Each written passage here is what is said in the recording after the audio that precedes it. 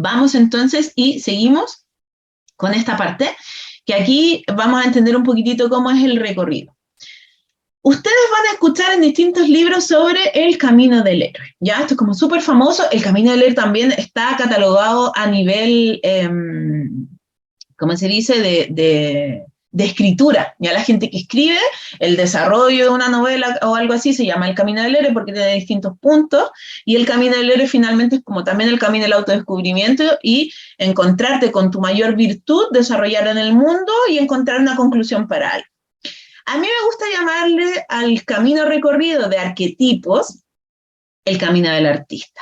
¿Por qué? Porque yo siento que el recorrido arquetípico que nosotros hacemos en la vida es justamente ese. Nosotros somos artistas de nuestra vida. Nosotros y nosotras venimos acá a este mundo a aprender, a generar experiencias y aprendizaje. Un artista, para poder desarrollar su misión y su labor, va a necesitar equivocarse, va a necesitar probar, va a buscar una técnica, después otra, va a recurrir a gente, después la va a abandonar, después va a encontrar otras personas, va a tener alegrías y tristezas. El artista es quien descubre su visión del mundo, la saca, la exterioriza y la entrega al universo. Y es un camino. Uno parte siempre de menos y llega a más. Y entre medio hay un montón de cosas, ¿no? Y eso también lo hace cualquier viaje. Todos los viajes, por pequeños que sean, tienen un principio, un desarrollo y un desenlace. Y el camino del artista en el recorrido arquetípico tiene exactamente esa misma misión. Entonces nosotros vamos a observar que cuando hacemos una interpretación de tarot, cuando nos enfrentamos al mundo del tarot, trabajamos desde método, percepción e intuición. Método es lo que está en los libros. ¿Ok? Que es como lo concreto. Método son 78 cartas, 22 mayores, 56 menores, ¿cierto? Son métodos. Los nombres de las cartas, método. Después la percepción es aquello que nosotros recibimos a través de nuestros sentidos, del olfato, del tacto, de la visión. Ya, yo miro una carta y me pasan cosas.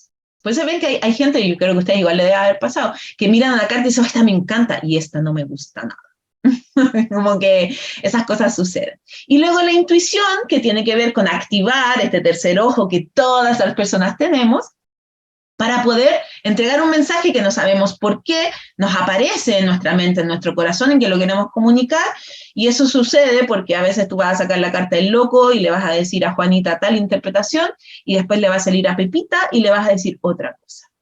Ya, eso tiene que ver con el desarrollo intuitivo. Ahora, el tarot en sí, como terapéutico, como evolutivo, lo que tiene como misión es poder entregar una orientación espiritual para abrir caminos y cooperar en el desbloqueo de quienes nos consultan.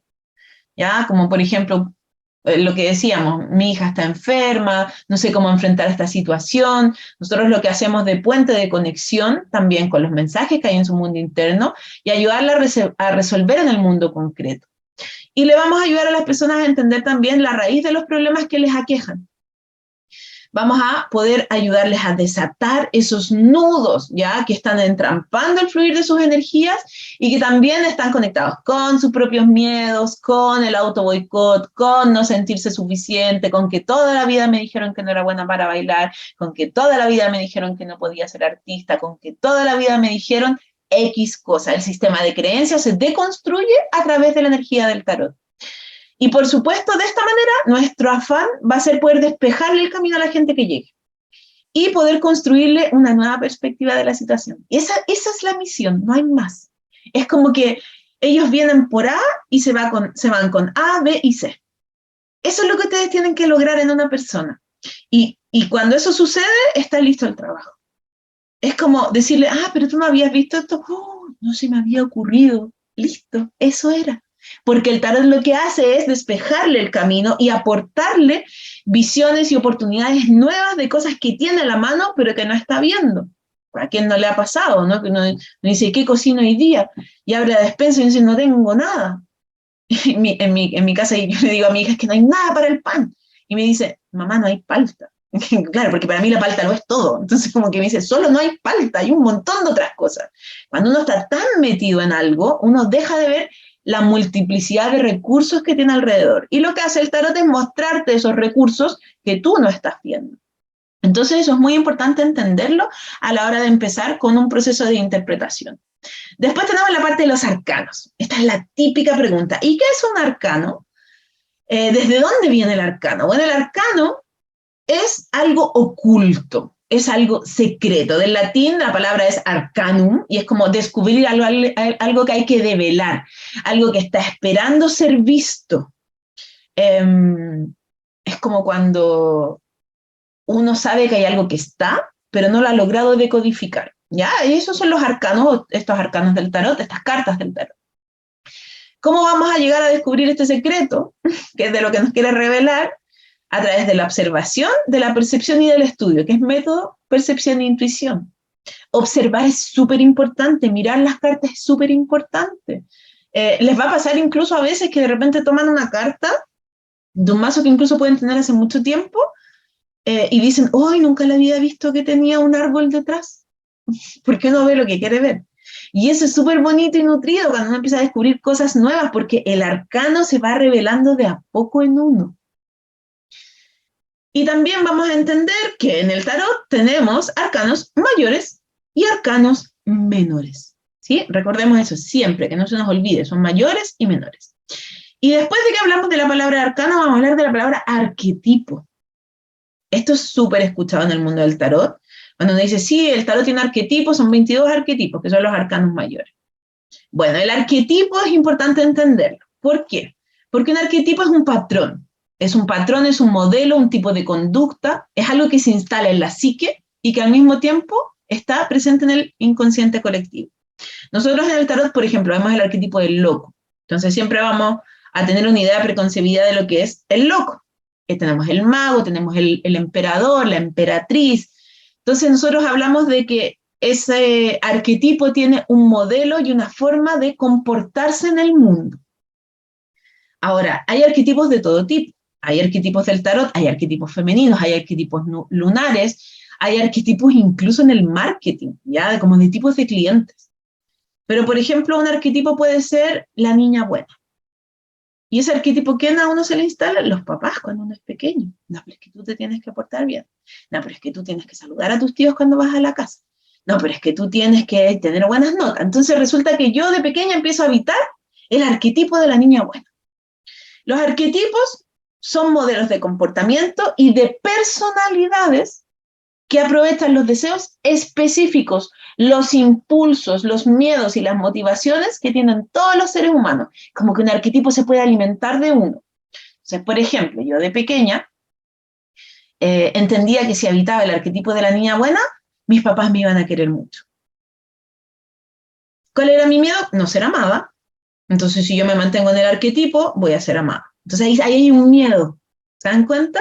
Y es alimentado y yo sostengo un arquetipo, pero resulta que de adulta, si sigo siendo la niña buena, me van a pasar a llevar, no voy a poder alcanzar las cosas que yo deseo, y me voy a transformar en una persona condescendiente. Porque siempre estoy haciendo cosas para otros. Entonces, ¿qué hacen los arquetipos? Nos van a impregnar un tipo de carácter, ¿ya? Una mentalidad y una emoción. Y nosotros, ¿qué nos pasa? Después empezamos a pensar como el arquetipo y empezamos a emocionarnos como el arquetipo. Entonces, en el caso de la niña buena tiene que pensar siempre en complacer a los otros. La niña buena no se puede emocionar mucho, tiene que guardar esas emociones para no tener que salir del canon y del patrón y poder mantenerse como a raya. Entonces va a tender a querer comerse esas emociones y las va a anular. La niña buena, por ejemplo, no se puede enojar porque desestabiliza todo. Y así nos vamos a ir dando cuenta que los arquetipos que están presentes en todo el inconsciente colectivo desde distintas perspectivas nos van a ir como mostrando rasgos de nuestra personalidad o de personalidades que adoptamos para ciertas situaciones. Porque puede ser que yo sea la niña buena en mi casa, pero quizás, por ejemplo, no sé, en el colegio era la del arquetipo rebelde, y en el colegio así y deshacía, y en mi casa no. Entonces no tenemos un solo arquetipo, sino que transitamos diferentes arquetipos a lo largo de la vida y en distintas situaciones, incluso en paralelo. Ya podemos tener diferentes arquetipos moviéndose en paralelo. La palabra arquetipo en sí tiene dos connotaciones. Primero, el sustantivo que es arge, que se puede traducir como el origen, el inicio, el comienzo, lo primero. Y después tenemos tipos, ¿ya? El nombre tipos equivale a modelos, por eso que la palabra arquetipo es como el origen de algo, un modelo que se instala y se repite. Se habla mucho de que el arquetipo es como el patrón ejemplar. Entonces, desde ahí derivan ideas, formas de manifestarse, pero en el mundo del tarot nosotros vamos a entender que los arquetipos, si bien son el ejemplar, es como el máximo a seguir, también tienen sombra. Por eso que cuando alguien me pregunta, ¿y cuáles son las cartas malas del tarot? Yo le digo, no existen. Porque todas las cartas, todas tienen luz y sombra. A modo de ejemplo, el loco. ¿Cuál es la luz del loco? Que es impulsivo, que es aventurero, que se lanza, que no tiene miedo, que disfruta del día a día del presente. Pero ¿cuál es la sombra del arquetipo? Que es poco constante. La sombra del arquetipo es que no tiene ninguna intención en aferrarse a nada, es impermanente. Entonces, todas las cartas tienen luz y sombra y tienen el arquetipo en estado virtuoso y en estado de, yo le llamo como el foco de mejora. ¿Ya? Porque nosotros necesitamos nutrirnos de esa luz y de esa sombra. Después vamos a ver cómo poder conectar con los arcanos, ¿ya? Porque para poder seguir esta ruta y poder entender el camino del artista, vamos a darnos cuenta que para poder conectar con las cartas necesitamos mirar la estructura, los números y el significado. La estructura, y que se los he venido repitiendo desde que partimos la clase, tiene que ver con la ruta, ya conocer la ruta. Si yo sé que son 78 cartas que están numeradas, yo las puedo ordenar. Desde ahí puedo observar y avanzar. Los números nos pueden ayudar a comprender la esencia de cómo se mueve este arquetipo con una energía numerológica. Los 1 siempre son comienzos, los 2 abren a la dualidad, los 3 son expansión, los 4 hablan de estructura, el 5 habla un quiebre, el 6 es unificar 2 energías, el 7 es el avance, el 8 tiene que ver con encontrar un nuevo equilibrio, el 9 tiene que ver con recopilar y cerrar etapas, y finalmente el 10 es volver al 1 otra vez. Normalmente la numerología pitagórica se estudia de 1 a 9, obviamente nosotros tenemos arquetipos hasta el número 22, y en esa energía después lo que hacemos es seguir reduciendo, ya seguir reduciendo, que pueden, la gente que sabe numerología pitagórica puede reducir de 1 a 9, y quienes no, bueno, hay otras miles de numerologías que entregan visiones de números más altos, ¿no? Hasta el 22, que el 11 es un número maestro, el 22 igual y qué sé yo. Ahora, siento que es súper importante poder ir mezclando estas cosas, ¿ya? Porque si no, el tarot no tendría números. Nos pasarían las cartas sin número. Entonces, no podemos hacer vista gorda de algo que sí exista en nuestros mazos. Y luego, el tercer punto es darle un significado desde lo arquetípico y desde la mirada presente, lo que yo les decía. Por ejemplo, el tema del loco. ¿Ya? Entonces, el loco tiene una visión en la antigüedad y hoy día en el presente tiene otra. En la antigüedad, el loco era el enfermo mental. Hoy día en el presente una persona loca es una persona que como que disvaría, es alguien que hace cosas que salen de lo común, como que se ha ido normalizando un poco. Entonces tenemos que ir dándonos cuenta que el significado también es algo que se mantiene en la historia, pero que va mutando, ¿ya? Que puede ir siendo mutable a lo largo del camino. Y luego de eso vamos a encontrar nuestra estructura, que yo creo que es una de las maneras más fáciles también para poder ir entendiendo el proceso.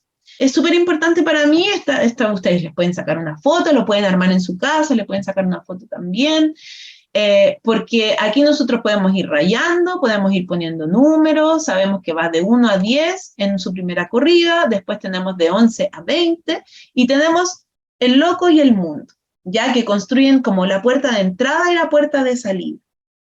Entro por el loco, recorro de 1 a 10, después voy de 11 a 20 y después salgo en el 21. ¿Y salgo hacia dónde? Bueno, hacia nuevamente el loco. Entonces esta es la estructura básica a través de la cual nosotros podemos aprender. Y obviamente después, cada vez que hablamos de un 1, vamos a conectar con el 1, el 11 y abajo todos los haces. Después vamos a conectar con el 2, el 12 y abajo todos los números 2. Y vamos a entender que todos los números 1 tienen una energía, todos los números 2 tienen otra, todo el número 3 tiene una esencia que los hace estar conectados, interconectados. Y bueno, ahora vamos a partir, les voy a explicar la ruta. Vamos a recorrer arcano por arcano. Vamos a darle una miradita, entonces, como yo les decía, a esta ruta arquetípica, que es el camino del artista. Y vamos a entender por qué tiene la estructura que tiene, por qué el loco está donde está y no está entre medio, por qué la justicia y el mago, perdón, la justicia y la fuerza tienen dicha posición. Y aquí voy a empezar a explicarles lo siguiente. Nosotros tenemos arcanos del 0, después contando al 1, hasta el número 21. Y por ahí, en algunos de los mazos, ha habido un enroque entre lo que es justicia y fuerza. Cuando a mí me preguntan, ¿y el tarot reflejo del alma está inspirado en qué mazo? Entonces yo le digo, en varios. ¿Por qué? Porque tiene la numerología marsellesa, y ustedes la van a reconocer porque en el tarot de Marsella se van a dar cuenta de que la justicia es un número 8 y la fuerza es un número 11. Pero también está inspirada la energía del mazo de Rider Waite Smith porque tiene arcanos menores con figuras reconocibles. Y en el tarot marsellés nosotros solo tenemos los oros, las moneditas, las espadas o las copas haciendo un dibujo. Entonces, no es de Rider necesariamente porque si fuera Rider tendría a la fuerza en el número 8 y a la justicia en el número 11. No es marsellés y también tiene un poquito de la energía del tarot mítico. Entonces, yo siento que sacamos lo mejor o lo que a mí más sentido me hacía para poder enseñar de cada uno de los mazos, pero no es ni de una forma ni de la otra, ¿ya? Porque además Valeria, que es la ilustradora, hizo un trabajo hermoso en los arcanos menores que salen, que no son iguales a los de Rider, pero está inspirado en Rider, ¿por qué? Porque de alguna manera son figuras, ¿ya? No es como el marsellés que tiene solo las monedas y las espaditas. Entonces, dicho esto, vamos a empezar a hacer este recorrido, esta ruta, que me parece súper interesante entenderla, y esto es como el paso 1 antes de poder interiorizarse en cualquier otro arcano y aprender los significados y qué sé yo. Yo siento que esto quizás le pudo haber faltado al libro, como hablar de esta ruta completa. Bueno, nosotros partimos por el loco, ¿ya? ¿El loco qué es? ¿Quién es? Un alma errante, ¿ya? Yo digo que el loco es el alma antes de encarnar, antes de bajar del cielo, antes de bajar del universo, antes de decir yo voy a elegir tal cuerpo para poder empezar mi desarrollo evolutivo. El loco es ese proceso en el cual estamos como en el limbo. De hecho, por algo el loco está en un risco. Si ustedes se fijan, como que ella, la loca en este caso, va a saltar, pero no sabemos si va a saltar porque se está cayendo, o porque quiere saltar, o porque no tiene idea de dónde está, o porque es un alma, y como alma, si salta no le va a pasar nada. Lo único que le podría pasar es que llegara a un cuerpo, que finalmente es el cuerpo del mago. Bueno, haciendo como un poquito de introducción a la próxima masterclass, pero fíjense cómo el traje de la loca es también similar al traje del mago. Entonces aquí ustedes pueden ver cómo esta loca luego es quien encarna en este mago. En la carta del loco nosotros entendemos una acción previa a lo que va a suceder, que no sabemos exactamente qué es, pero que está en una especie de principio, pero es como el principio del principio, es la previa, es como cuando yo tengo la idea, es como cuando yo digo, tengo ganas de irme de viaje, pero no me he ido todavía de viaje. Entonces es como la chispa inicial, por eso yo digo que es el principio del principio, aunque suena un poco paradójico. ¿Ya? Porque es como cuando a mí se me ocurre algo que yo quiero realizar, cuando yo quiero tomar una acción pero que todavía no está concreta, cuando tengo la primera pulsión y el primer impulso. Luego de eso el loco se va a mover directamente entonces a la carta del mago, y aquí vamos a atesorar esto de que el loco está mirando. Bueno, si nosotros fuéramos el loco, esta loca, nosotros estaríamos mirando hacia nuestra derecha. Pero si uno lo mira desde frente, uno dice como que estuviera activo hacia el pasado, ¿cierto? Como que nos da la sensación de que se está yendo de un lugar. Pero vamos a tener en consideración que luego el loco, podríamos decir que una vez que se pega este salto, a donde llega, a donde encarna, es al mago. Y el mago sería así, ese principio, ese comienzo, esa primera etapa. Y este mago, entonces que nosotros lo vemos aquí, tiene una misión, y la misión es explorar el mundo, y explorarlo a través de ¿qué? De los elementos que tiene sobre la mesa, que son los elementos de la naturaleza. Explorar la tierra, explorar el aire, explorar el agua. explorar la materia. El mago es el creador. Como creador, tiene que ponerle empeño al nombre que tiene, ¿no? O sea, si soy el creador, tengo que crear. Y el que crea es el que experimenta. El que crea es el que se equivoca, el que crea es el que acierta. El que crea es el que hace. Y ustedes lo van a ver ahí con su varita mágica porque él siente el poder del mundo. Y luego aparece la suma sacerdotisa o la sacerdotisa. ¿Y qué le dice? A ver, oiga, usted, jovencito, que se cree que se va a comer el mundo y usted cree que se la sabe toda y que puede experimentar y disfrutar. No, no, no, no, no. Usted tiene que tomar conciencia del conocimiento.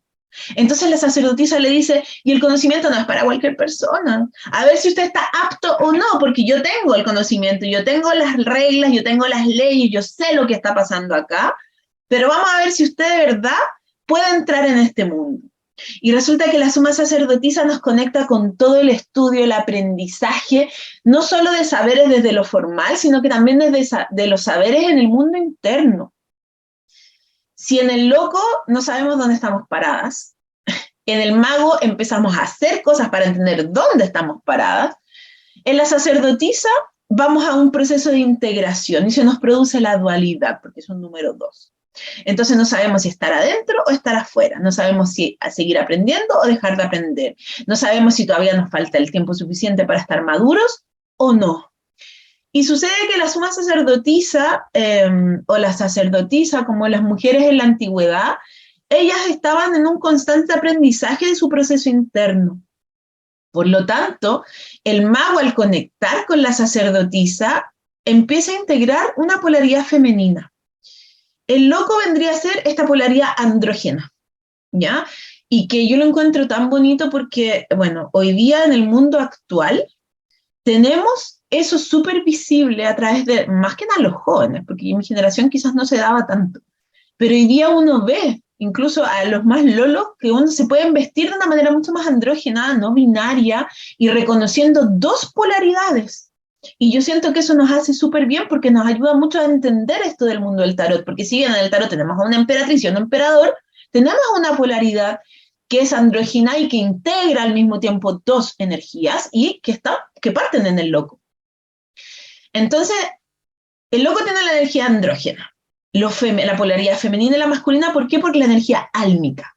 El mago tiene la polaridad masculina. ¿Por qué? Porque es una acción concreta. ¿Ya? Lo masculino, y aquí no hablamos del hombre o la mujer, hablamos de energías. En el tarot existen las energías y se mueven desde lo femenino y lo masculino, aun cuando haya una figura que sea femenina, puede llegar a tener una polaridad masculina. En este caso, el mago, siendo un uno, es lo masculino. ¿Por qué? Porque es la acción, porque es como el liderazgo, es el poder pararse en el mundo y es el empezar a concretar cosas en el mundo concreto, valga la redundancia. Entonces, tenemos esa polaridad masculina del 1 y luego aparece la polaridad femenina del 2. Si el 1 es hacer, hacer, hacer y moverme y experimentar, el 2 es analizar lo que estoy experimentando. ¿Por qué me gusta explicar esta ruta del artista de esta manera? Porque ustedes así se van dando cuenta que un arcano le sucede al otro y que están siempre interconectados. O sea, el mago en sí mismo es algo, pero cuando uno entiende que viene del loco y que después viene la suma sacerdotisa, uno entiende así como la vida misma, desde su origen en sus ancestros, de dónde nací y hacia dónde me estoy moviendo. Entonces, el loco es como el primer origen, entonces no viene desde ninguna parte, viene desde el universo, pero el mago viene del loco, viene de esta pulsión, la pulsión del alma de encarnar. El mago encarna en el plano concreto y dice, bueno, me tengo que desarrollar, ser alguien, descubrir quién soy, para qué soy bueno, por eso que tiene ahí las herramientas en sus manos, y después la polaridad de la suma sacerdotisa le ayuda a seguir encarnando y trabajar en el autoconocimiento de una manera más pausada, ya no solo desde el hacer y el hacer el hacer. Y luego aparece la emperatriz. Y esta mujer que aparece acá, que a mí me encanta porque aquí la tenemos, que se nota como súper embarazada, que está con su manto ahí, como su manto de agua, está dichosa de seguir expandiéndose. Entonces, integramos una polaridad masculina, luego una femenina, y aquí tenemos la femenina y la masculina, a pesar de que ella es una emperatriz. Uno podría decir es la reina, la mujer, pero en realidad la emperatriz es una figura de acción. Entonces es una mujer, pero con una energía masculina. La emperatriz viene a disfrutar del mundo y viene a decir, yo me lo quiero gozar. Ya me dijeron que tenía que encarnar, que tenía que hacer cosas, ya experimenté, me puse a estudiar, esperé los tiempos necesarios. Ahora yo quiero dar vida a cosas, a proyectos, disfrutar, pasarla bien y no quedarme en eso que ustedes me dijeron que tenía que ser de una manera. Entonces ella toma esta fuerza de su vida y es la que se pare en el mundo. Se pare, digo yo, de parirse. ¿Ya? Como que abre las piernas y lanza a todo su hijo al mundo. Ella es una explosión de energía. El número 3 tiene que ver mucho con la explosión energética. Y en este sentido, esta emperatriz, curiosamente, nos permite también conectar con la madre tierra. La emperatriz es la energía de la tierra. Bueno, aquí hay algo bien bonito en detalle porque ven que su corona es como el mundo, así como una ciudad. Entonces ella encarna el proceso de la tierra. Y después vamos a un número 4. Cuando encontramos la energía de un número 4, nos vamos a conectar con el señor emperador. Y fíjense que es bonito porque el emperador está mirando a la emperatriz. ¿Se fijan? La emperatriz está muy plantada de frente y el emperador se queda mirándola. ¿Y por qué?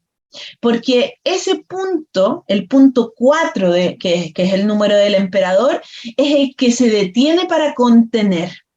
Ya de alguna u otra forma esa emperatriz que dice, me voy a comer el mundo, el emperador le dice, ya, pero nosotros tenemos que hacer que esto pase de verdad, porque tú tienes muchas ganas de hacer cosas, pero yo te tengo que ayudar, te tengo que proteger y te tengo que enseñar a estructurar toda esta energía desbordante que tú tienes. Entonces el emperador es como el rey, pero es el rey de su propia vida, es el mago que ha crecido. El emperador es ese ser que dice, yo tengo todo el poder, la fuerza, la estructura y toda la energía disponible para que todas estas ideas de estos arquetipos anteriores puedan desarrollarse. El emperador invita así a esta emperatriz a poder ordenar esa energía desbordante. Entonces él le dice, a ver, mijita, mire, ya, si usted quiere pintar la casa, si usted quiere irse de compras, si usted quiere irse de viaje, si quiere tener hijos, si quiere ser profesional, si quiere hacer esto, ¿verdad? Tiene que ir una cosa por vez. No se puede hacer todo al mismo tiempo. Entonces el emperador empieza a darle una forma. Por eso que el 4 tiene que ver con el cuadrado. Y en esa energía vamos a descubrir que el emperador va a poner límites. Y nosotros muchas veces hablamos de los límites como algo negativo, como algo malo que está pasando. Pero en realidad no es algo negativo ni algo malo. Los límites son eso que nos dan estructura para que las cosas funcionen. Si yo volvemos al principio de la masterclass. Si ustedes saben que el tarot tiene 78 cartas, saben que eso tiene es una estructura finita y que no va a aparecer una carta 79. Entonces saben cómo moverse dentro de esa estructura. El emperador entrega exactamente lo mismo. Ya, por eso cuando uno dice, oye, esa persona es como súper cuadrada, uno hace así, porque uno dice, es como alguien que no se sale de los límites. El emperador tiene sus límites claros, pero a través de esos límites es que puede seguir creando, porque tiene claridad, por ejemplo, de su presupuesto a fin de mes. Entonces dice, yo puedo gastar en esto, otro, pero sé que tengo que pagar, por ejemplo, no sé, mi arriendo, mi dividendo, mi comida, mis pasajes para ir al trabajo. Él tiene una estructura súper clara y eso le da una zona de confort y una estabilidad. Ahora, todos los seres humanos aspiramos a esa estabilidad. Siempre hay una tendencia a querer estar estables, en quietud, y claro, siempre la sombra del emperador es quedarse atrapado en esa zona de confort y no querer moverse de ahí. Pero luego aparece el hierofante. Y me encanta que nosotros le llamemos en este mazo hierofante, porque también lo van a encontrar en otros mazos como sumo sacerdote o como el papa. Eso es muy eclesiástico, muy antiguo, básicamente porque el tarot antiguamente se utilizaba por los clérigos y en las iglesias para enseñar la historia de la vida. De hecho, hay quienes afirman que tiene una base, cabalística y tiene una energía con la Torá, que es una de las primeras Biblias, y desde ahí, por eso que se habla de la sacerdotisa, del sacerdote, del emperador y de la emperatriz y del mago, el loco, porque eran figuras reconocibles de esa época y que les ayudaba a las personas a entender. Antiguamente se decía que con las láminas del tarot, con las de arcanos mayores, se les enseñaba a los niños como la ruta de la vida. ya de quienes mandaban, quienes no, que era el emperador, el que tenía toda la regla, que era el sumo sacerdote, el que estaba como guiando la palabra divina, y etcétera. Entonces, por eso que todavía nosotros en el presente mantenemos estas figuras arquetípicas. Hay quienes han salido de eso en tarot mucho más modernos. Yo siento, y tuve un proyecto de un tarot no binario y me quedó a mitad de camino, no me resultó, tuve un problema con la ilustradora, pero siento que sería súper positivo poder tener cartas que quitaran de alguna manera, pero sería un salto como muy potente, así como, quizás no para todo el mundo, pero que sacara al emperador, porque de alguna manera el mantener estos arquetipos nos hacen poder entender mucho más fácil el tarot. Bueno, entonces después llega este hierofante, y el hierofante es el que dice cómo hay que hacer las cosas, pero ya en un orden social. Entonces el emperador es como el que sabe cómo hacer las cosas en sus cuatro paredes, pero después a uno le dicen, ya, pero tú ahora eres parte de una sociedad. Entonces, como eres parte de una sociedad, tienes que integrar tus propias reglas en el mundo externo. ¿Y en el mundo externo qué te dicen? Por ejemplo, el metro pasa entre las 8 de la mañana y las 10 de la noche. Usted tiene que ir a trabajar durante 8 horas diarias. Usted va a tener una hora de colación. Usted tiene que ir al colegio, entrar a tal hora y salir a tal hora. Y todo el tiempo estamos viviendo situaciones que nos obligan a cumplir normas, pero que son para que nos podamos mantener en una equidad a nivel social. Entonces, para que respetemos al otro. Y el hierofante es aquel que entrega conocimientos, pero también es aquel que ayuda a normar, a que las cosas se cumplan, y es el que podría ser como el guardador de la ética. Antiguamente los sacerdotes eran los que le decían a la gente cómo tenía que vivir la vida. No sé si aquí hay alguien que haya asistido mucho a la iglesia. Yo de pequeña asistí mucho a la iglesia porque mi familia era muy católica, y me acuerdo que íbamos a escuchar la palabra de Dios relatada por el sacerdote y que nos decía, oye, esta semana, bueno, la palabra de Dios, no sé, voy a inventar, es Lucas tanto tanto, y nos cuenta una historia y nos dice cómo aplicamos esto en la vida, aplíquelo durante la semana, para que volviéramos el domingo, el próximo, nos contara otra historia y nos hiciera como volver a recordar que eso lo podemos integrar en la vida cotidiana. Entonces el sumo sacerdote es el que va a conectar mundos. Es justo la mitad del 1 al 10. Por lo tanto, es la conexión entre la primera etapa, desde el loco hasta el emperador, y la segunda etapa, que tiene que ver desde los amantes hasta que llegamos a la rueda de la fortuna. El sumo sacerdote, el hierofante, el papa, es aquel que tiene la misión de bajar información divina y entregarla a la tierra o al plano concreto o a su entorno, a las personas que están a su alrededor, de la manera más clara posible. Por lo tanto, los tarotistas también tenemos un poquito de este hierofante, porque el hierofante era el antiguo conocedor de los misterios de la vida. Y después de que empezamos a aprender, salimos de la estructura del emperador, entramos en el mundo social y sabemos que nos tenemos que como poner de acuerdo en estas reglas. Nadie se puede pasar un discopare, ¿no? Porque en el fondo puedes cometer un accidente y esto involucraría a otras personas. Y cuando tenemos que no estamos solas, vamos al mundo de los amantes. Hay también esta carta en el marsellés, se llama El enamorado, y en otros mazos se llaman Los enamorados. A mí me encanta que se llamen los amantes porque me habla de la pulsión del amor, más que del enamoramiento, que es distinto. El amor tiene que ver con algo más profundo. Y nos damos cuenta que aquí tenemos que empezar a elegir. ¿Y qué tenemos que elegir? Quienes queremos ser.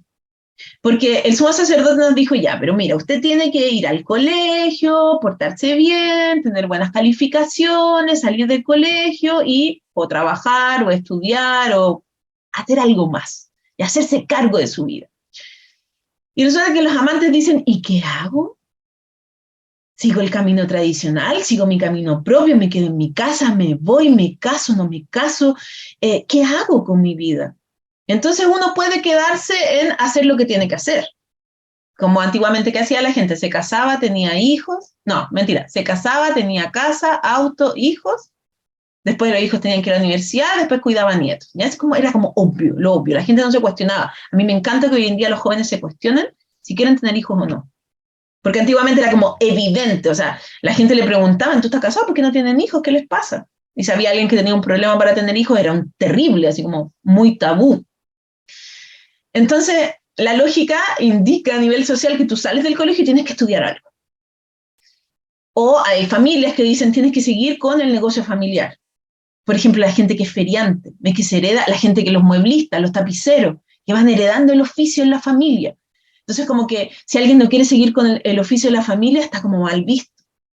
Y en los amantes viene esa energía de descubrir qué es lo que a mí me gusta como Fabiola y no como me dijeron, como hija primera, como hija segunda, sino que como yo soy en mi esencia. Entonces la carta de los amantes viene de un proceso de crisis donde me desidentifico. El arquetipo de los amantes es muy potente porque nos ayuda a descubrir esa pulsión que hay en nuestro corazón y a poder generar, que esto en la etapa de la adolescencia se llama diferenciación. La diferenciación que tenemos o que tenemos que hacer respecto a nuestros padres, nuestros progenitores o las personas que nos cuidan. Porque no siempre tenemos la suerte de estar cuidados por el papá. A veces hay una tía, una abuela, una hermana mayor, pero esa figura que nosotros reconocemos como protectora, como paternal o maternal, es aquella que se produce en crisis en la carta de los amantes, porque tenemos que en realidad escucharnos a nosotras mismas y poder descubrir que esa esencia es súper importante a la hora de empezar a desarrollar una vida propia. Entonces ahí se genera el conflicto y luego de ese conflicto viene toda la energía de la fuerza y el poder de poder encontrar al carro. Y el carro, y llegó la bambú, que se acaba de despertar, está en mi pie, se llegó aquí. El carro es la independencia. Ya el carro nos va a marcar la solidez de decir, bueno, esto es lo que a mí me gusta.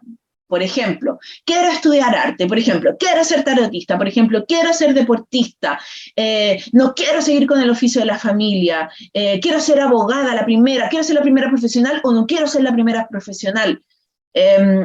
Elegir. Y el carro toma las riendas de su vida. Bueno, ahí, haciendo spoiler, fijémonos que los caballos van como que no tienen, en realidad, no están encarrilados, porque va uno mirando para un lado y el otro para el otro. Entonces, como que el carro tiene la ilusión de que viene con toda su fuerza a partir y a emprender, pero en realidad está en un proceso de aprendizaje. Ya está sabiendo como cuando uno aprende a manejar y mete el acelerador y frena y se le para el motor y mete el cambio y queda ahí como toda enredada. Entonces, el carro está aprendiendo a manejar su vehículo, pero el carro tiene toda la energía del aprendizaje integrado anteriormente desde el deber ser y desde la vida en sí misma para poder avanzar y tomar un destino propio. El carro es el que se aleja de su familia, se aleja de su zona de confort y desde ahí empieza a construir una vida que no sabe cómo va a ser, ¿ya? Pero que de alguna manera tiene todo el impulso y la fuerza de querer avanzar y concretar. Y después de eso viene la señora Justicia. Y resulta que la señora Justicia le tiene que poner límites al señor Carro. Entonces el carro salió, lo pasó bien y iba a 150 kilómetros por hora. Y para los carabineros, la ley, la policía, y le dice, oiga, pero usted viene a exceso de velocidad, pues está bien que tenga ímpetu por la vida, que esté contento, que tenga ganas, pero acuérdese que usted aprendió con ese hierofante que hay reglas, que hay normas. Entonces usted no puede pasarse esas normas por donde usted quiera. Y la justicia le dice, yo te voy a ayudar a que tú te integres en el mundo de una manera responsable, de una manera adulta, no solo como evadiendo estas reglas o diciendo que, ay, pero yo, ¿por qué tengo que cumplir las reglas? Sino que entendiendo que todo tiene una causa y un efecto. Entonces usted hace y usted recibe. Y eso es ley de vida para todas nosotras. O sea, tú te robas algo y después por circunstancias tú pierdes algo. O puede ser que, por ejemplo, tú te pasas a un semáforo y, ni Dios lo quiera, atropellas a alguien, generas un conflicto y tienes que pagar por eso, pagar en el sentido de no solo económico, sino que puedes ir preso, dependiendo del daño que tú generes, puedes también tener que ir a un juzgado y tener que declarar. Entonces, resulta que la justicia dice, yo te voy a ayudar a que tú te incorpores en este mundo y que aprendas a dar, a recibir, a hacer y a hacerte responsable de tus actos. Y desde esa misma perspectiva, la justicia que pone ahí en la balanza nos va a ayudar a entender cómo poder ser responsable y generar una nueva estructura más flexible en esta vida. Muchas personas hablan de esta carta como en el sentido del karma, ¿ya? Y cuando hablamos del sentido del karma, tiene que ver con la ley de causa y efecto. Yo hago, eso genera un impacto y eso viene de vuelta hacia mí. más rápido, más lento, en esta vida o en otra, pero siempre hay un proceso de retribución, porque la energía es así, ¿ya? Por eso esos juegos que no tienen como de péndulo, la vida es pendular y toda la energía que se mueve hacia un lado, después tiene que retornar de vuelta al mismo lugar. Y entonces la justicia pone este orden, esta estructura, y luego de poder haber integrado, haberle puesto estos límites al carro y ayudarle a poder desarrollar su misión, sus ideales en este mundo concreto con responsabilidad, pero esa mirada más adulta, aparece el ermitaño. Y el ermitaño dice, a ver, le quiero dar un sentido a mi vida. O esta vida que creé tiene el sentido que yo esperaba. Necesito iluminar mi camino, necesito iluminar mi historia, necesito descubrir de dónde vengo y a dónde voy. Entonces el ermitaño está activo, introspectivo en su postura, mirando hacia atrás, integrando paso a paso cada arquetipo. Al integrar paso a paso cada arquetipo, necesita un momento de soledad. Necesita ir hacia adentro, necesita estar en silencio, necesita dejar un rato a los amigos, a las amigas, sus labores diarias y cotidianas. Necesita vivir esa experiencia sentida para integrarla en el fuero interno y desde ahí poder cerrar un ciclo y empezar uno nuevo. El número 9 es un número muy mágico, un número muy importante porque nos ayuda a procesar todo. Yo siento que 3 planos: el mundo concreto, el mundo interno y el mundo superior, ¿ya? Como universal. Y desde esos 3 planos generar como una especie de conclusión para poder saber quién soy, cómo me reconozco y cómo me reconoce. Cuando hablo del universo, hablo también del entorno. Entonces, en ese proceso, que es un proceso intenso, profundo y a veces muy difícil, sobre todo hoy día en el presente, porque nosotros somos seres sociales y estamos muy acostumbrados a estar con otras personas, por eso que la pandemia nos pegó tan fuerte, ¿no? Porque estábamos limitados de esa conexión, obligados a estar en un modo ermitaño, obligados a estar mirando adentro. Mirar adentro también es mirar nuestras casas, ¿no? Cuando nosotros normalmente, no todo el mundo, pero yo creo que el 80% de la gente trabaja fuera de su casa. Entonces sale de su casa y solo llega a su casa a dormir o a descansar. No tenemos tanto tiempo de mirarnos hacia adentro. Y el ermitaño nos obligó a mirarnos adentro. ¿Y para qué? Para poder vivir la vida desde otra perspectiva, con otra energía. Y por eso es que luego viene la rueda de la fortuna. En este mazo la rueda de la fortuna es hermosísima porque nos muestra los ciclos lunares y alrededor van a ver los 4 elementos. Entonces el ermitaño dice, ya integré mi yo. Ahora ya sé, medianamente, porque uno nunca termina de saber quién es, pero ya sé más o menos quién soy, ya sé qué es lo que quiero, lo que me gusta.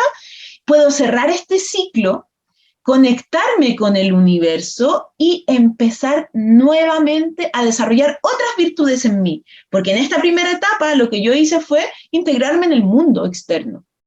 O sea, enseñar, o el universo me enseña a vivir la vida frente a las vicisitudes que hay, entendiendo que estoy representando distintos arquetipos, que tengo distintas responsabilidades, cosas con las que tengo que cumplir, unas que me gustan más, otras que me gustan menos, y desde ahí entonces me voy a mover a empezar un nuevo ciclo donde desarrollo cosas más profundas que pueden ser más abstractas.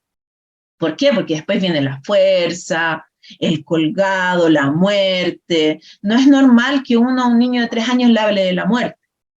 Ya, normal, salvo que haya tenido un familiar que haya fallecido, pero uno no enseña esas cosas porque los niños son muy pequeños para comprender esto, porque esto tiene o necesita de un análisis superior. Entonces yo paso esta primera etapa donde aprendo temas mucho más concretos y luego entro en esta segunda etapa donde yo puedo empezar a desarrollar cosas que nacen desde mi subconsciente y que me van a ayudar a también integrar energías o virtudes que tengo yo dentro.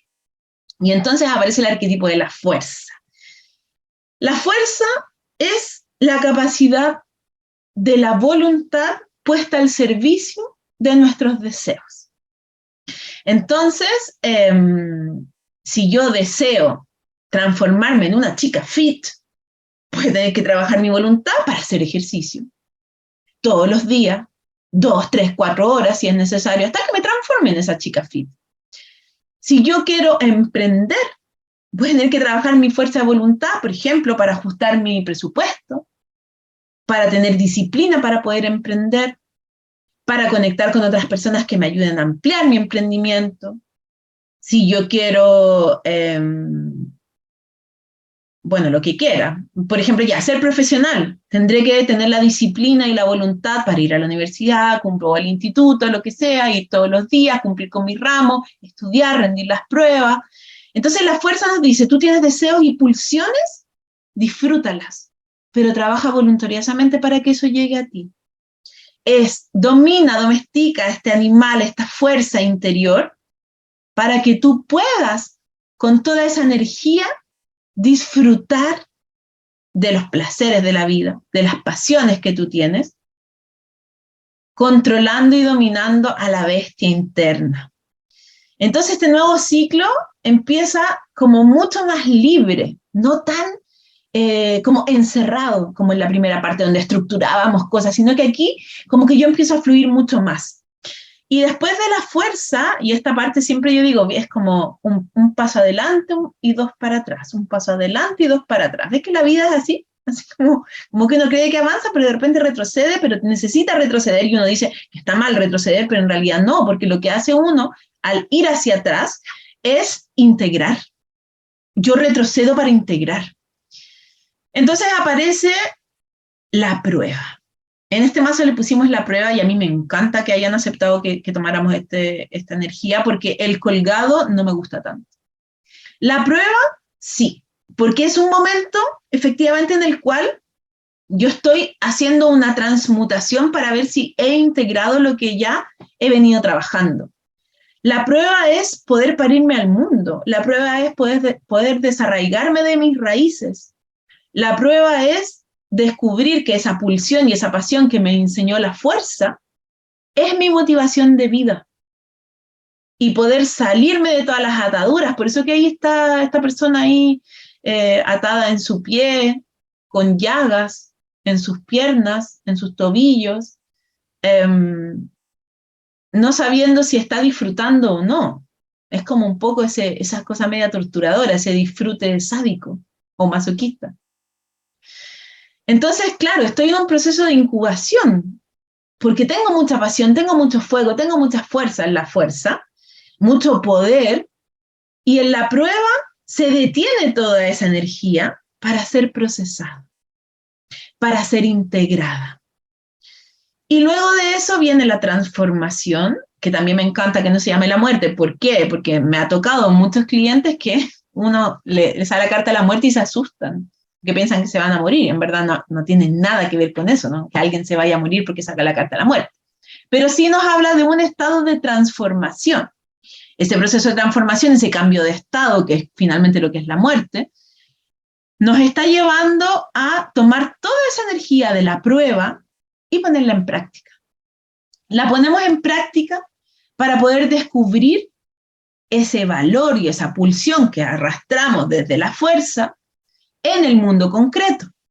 Y la transformación dice, bueno, yo para dar paso y habitar esta nueva versión necesito sacar gente, sacar personas, sacar hábitos, sacar situaciones, o incluso sacarme de mi lugar físico y limpiar, arar la tierra para poder empezar con este camino nuevo.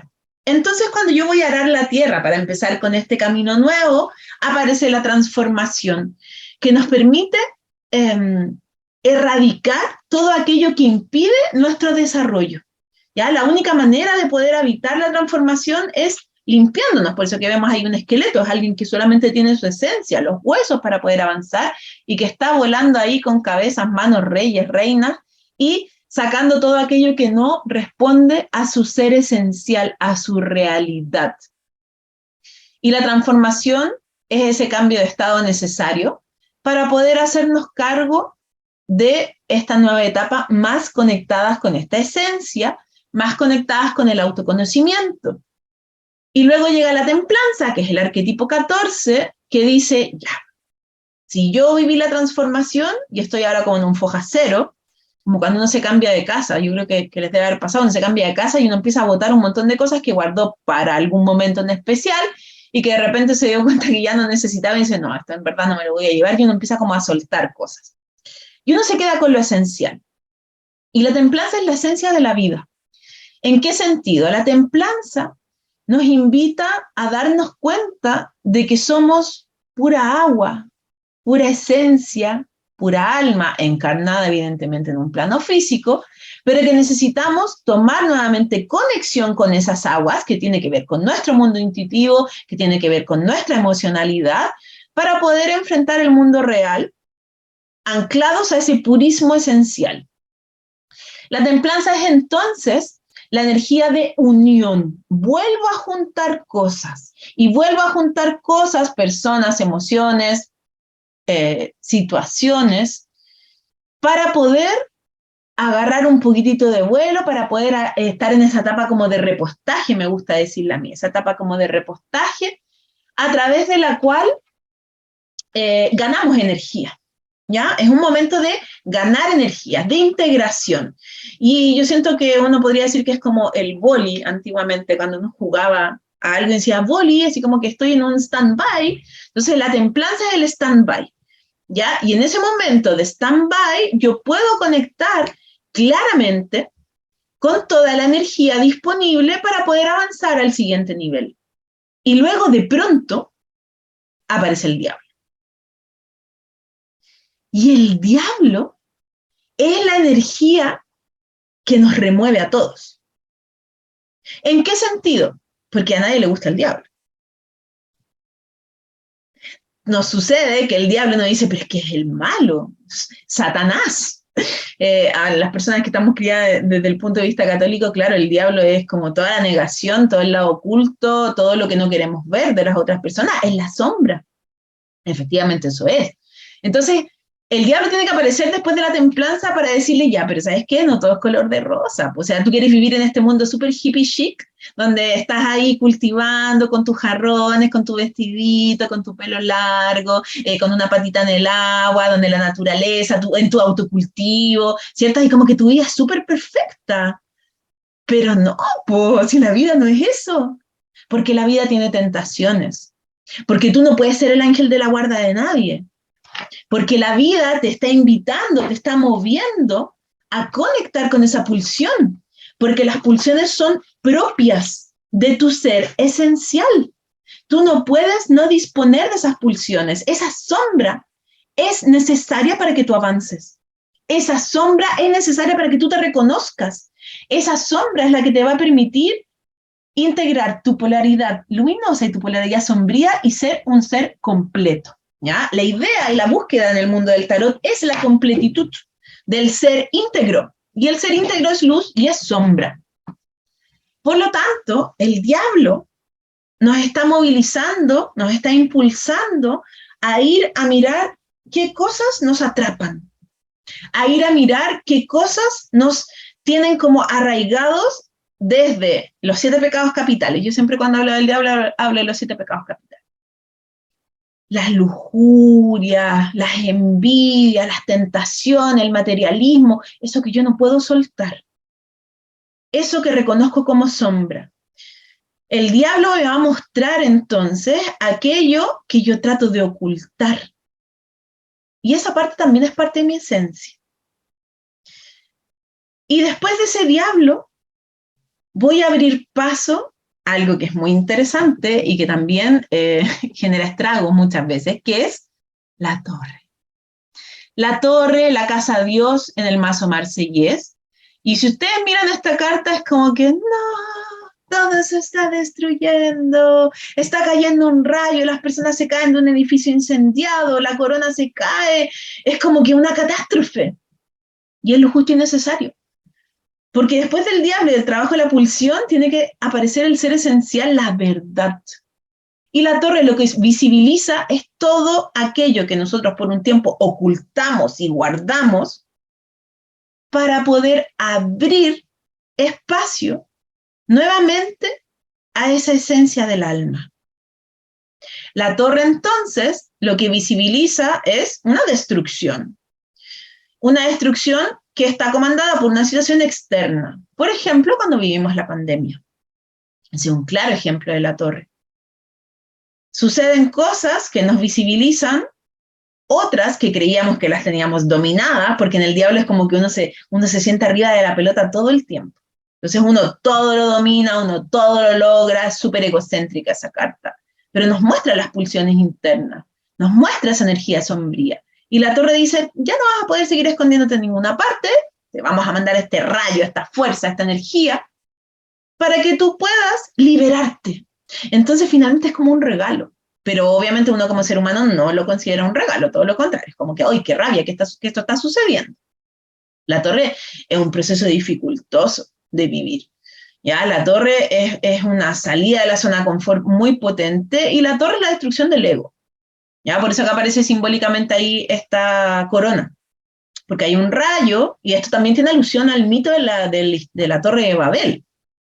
Entonces, tiene mucha connotación desde esa perspectiva de nos creímos dioses y de repente nos dimos cuenta que a través de eso nos aislamos del mundo, nos desconocimos de lo que éramos en esencia y no logramos conectar con nuestra energía primordial, que es la que luego nos propone la estrella.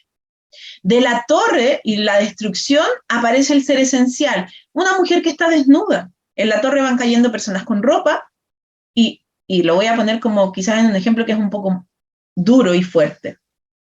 Pero la estrella es esa persona que se ha quedado despojada y sin nada. Cuando hemos visto magnitudes, sobre todo acá en Chile, de situaciones donde hay incendios y la gente lo pierde todo. Tal cual como lo está visibilizando la torre. Y de repente uno dice, bueno, pero sigo estando yo, sigo estando mi cuerpo, sigue estando mi esencia. Y aparece la carta de la estrella que nos conecta con todo lo que es la purificación, volver a tener esperanza y fe. Porque claro, ya no me queda nada, pero me sigo teniendo a mí. Y ese es mi gran y mayor recurso. Entonces tengo que descubrir que yo soy una para el todo, una para el universo. Por eso que la estrella no está como en la templanza está vestida y trasvasijando aguas de una vasija a otra. En cambio, la estrella está desnuda y trasvasijando las aguas, pero hacia el mundo. Entonces ella entiende que ella nutre el mundo. Ella entiende que si ella pone agüita en esas plantas o en ese entorno, va a entregar la energía a todas las otras personas que están a su alrededor porque se da cuenta de que ella no está sola, está con otros seres. Y desde esa perspectiva, estando con estos otros seres, descubre la posibilidad de volver a conectar con ese sello interno, de aceptarse tal cual es y de servir al mundo, ya de ser como la servidora oficial del universo. Y así descubre que cada acto tiene una consecuencia en el entorno, porque ya ha pasado por todos los arquetipos anteriores, y se permite vivir esta vida nutriendo no solo al universo, sino que también a las personas que están a su alrededor, y entregando su oficio y su hacer. Y es para eso que, bueno, las estrellitas, ¿cierto?, que brillan dentro del universo, y ahí entendemos lo que yo les decía al principio, de que todos los seres humanos somos seres únicos en este mundo. Somos seres únicos que tenemos un brillo propio, una energía propia, que tenemos que sacarla para mostrarla y así nutrir a otras personas, inspirar a otras personas y que esas otras personas también quieran sacar su propia luz. Y luego descubrimos que en realidad ya no me importa lo que pasó con mi papá y con mi mamá.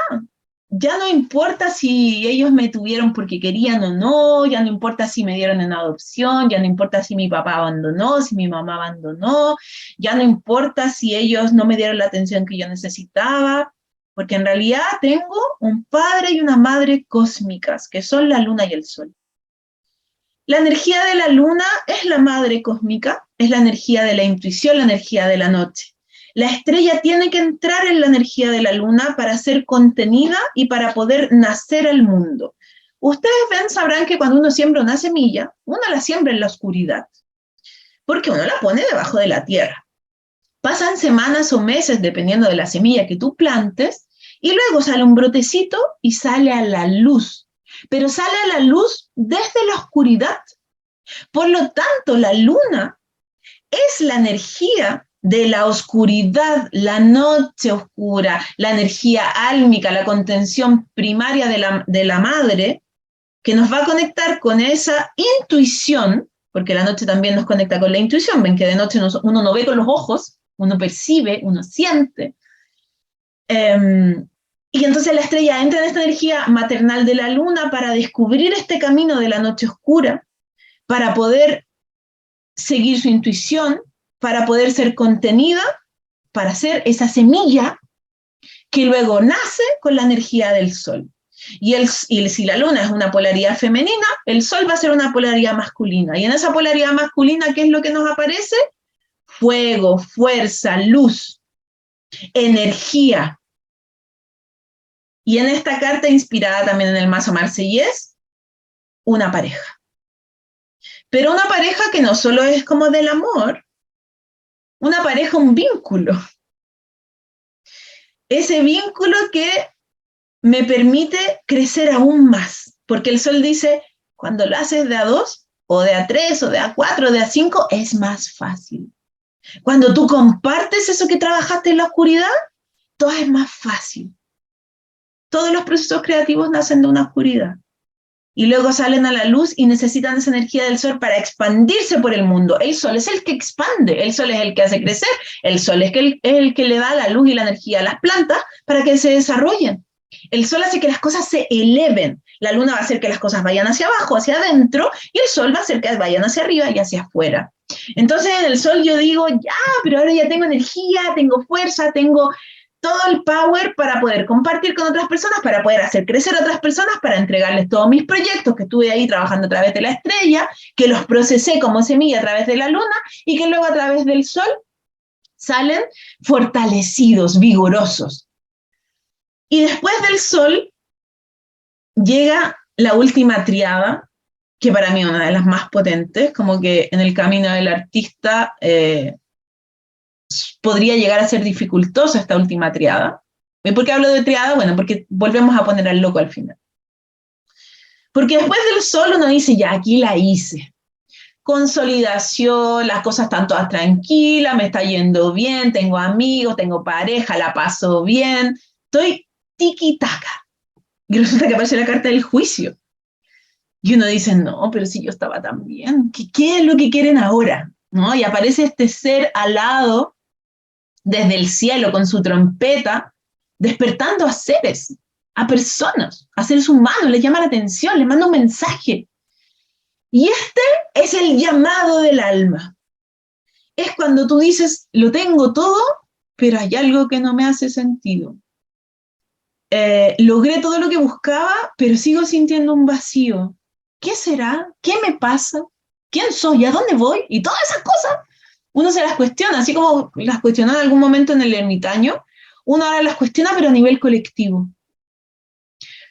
Porque ya supimos que no estábamos solos, porque ya sabíamos que estábamos como en un entorno, y el juicio nos está proponiendo el despertar, a darte cuenta que a pesar de todos los altos y bajos que fuiste recorriendo a través de tu camino de desarrollo, tú te tienes a ti y tú eres una con el universo. Y todo aquello que has hecho tiene un impacto en él. Y al mismo tiempo hay un proceso de integración. Y ese proceso es justo y necesario para poder pasar al siguiente nivel. Es procesar, es soltar lo que ya no me sirve, es liberar esas cosas que me atan, es liberar mi pasado, integrar mi presente para evolucionar hacia un futuro. Y en la carta del juicio nos pegamos el salto hacia la carta del mundo.